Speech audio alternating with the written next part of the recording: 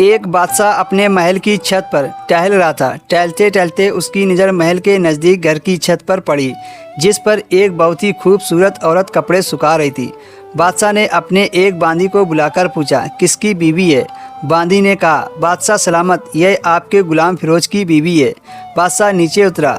बादशाह पर उस औरत के हुस्न जमाल का असर छा गया था। बादशाह ने फिरोज को बुलाया। फिरोज हाजिर हुआ तो बादशाह ने उससे कहा, फिरोज, हमारा एक काम है। हमारा यह खत फला मुल्क के बादशाह को दे आओ और इसका जवाब भी उनसे ले आना। फिरोज उस खत को लेकर घर वापस आ गया।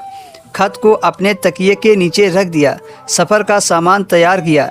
रात घर में गुजारी और सुबह मंजिल ए मकसूद पर रवाना हो गया। इस बात से ला इल्म बादशाह ने उसके साथ क्या चाल चली। इधर जैसे ही फिरोज नज़र से ओझल हुआ, बादशाह चुपके से फिरोज के घर पहुंच गया और आहिस्ता से फिरोज के घर का दरवाज़ा खटखटाया। फिरोज की बीवी ने पूछा, कौन है? बादशाह ने कहा, मैं बादशाह हूँ, तुम्हारे शौहर का मालिक। तो उसने दरवाज़ा खोल दिया। बादशाह अंदर आकर बैठ गया। फिरोज की बीवी ने हैरान होकर कहा, आज बादशाह सलामत यहाँ हमारे गरीब खाने में? बादशाह ने कहा, मैं यहाँ पर मेहमान बनकर आया हूँ। फिरोज की बीवी ने बादशाह का मतलब समझकर कहा, मैं अल्लाह की पनाह चाहती हूँ आपके इस तरह आने से, जिसमें मुझे कोई खैर नज़र नहीं आ रही थी। बादशाह ने गुस्से में कहा, ऐ लड़की, क्या कह रही हो तुम? शायद तुमने मुझे पहचाना नहीं। मैं बादशाह हूँ, तुम्हारे शौहर का मालिक। फिरोज की बीवी ने कहा, बादशाह सलामत, मैं जानती हूँ कि आप ही बादशाह हैं, लेकिन बुजुर्ग कह गए, शेर को अग रचे कितनी ही भूख लगी हो, वह मुर्दार तो खाना नहीं शुरू कर देता है।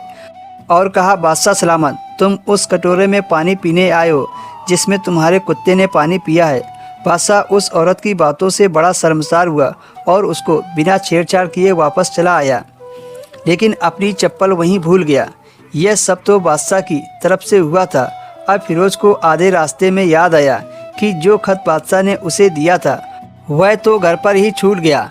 उसने घोड़े को तेजी से वापस मोड़ा और अपने घर की तरफ बढ़ा।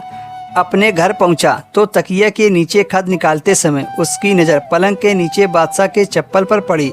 फिरोज का सिर चकरा गया और वह समझ गया कि बादशाह ने उसे सफ़र पर सिर्फ इसलिए भेजा है ताकि वह अपना मतलब पूरा कर ले। फिरोज किसी को कुछ बताए बगैर चुपचाप खत लेकर घर से निकला। तभी बादशाह सलामत ने